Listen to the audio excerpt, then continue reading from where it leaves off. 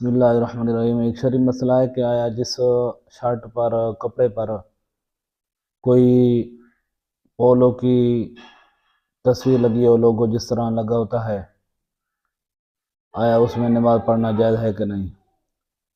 تو یاد رکھے کہ کسی جاندار کی جو تصویر ہے تو اس میں نماز جائز نہیں ہے وہ پہن کر۔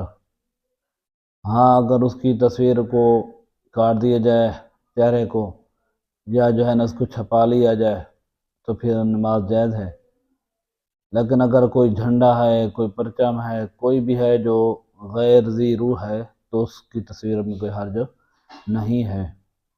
لہذا ان تصاویروں جو جاندار کی تصویریں ہیں، خواہ وہ کسی جانور کی ہو، انسان کی ہو، کسی چیز کی ہو، تو پہن کر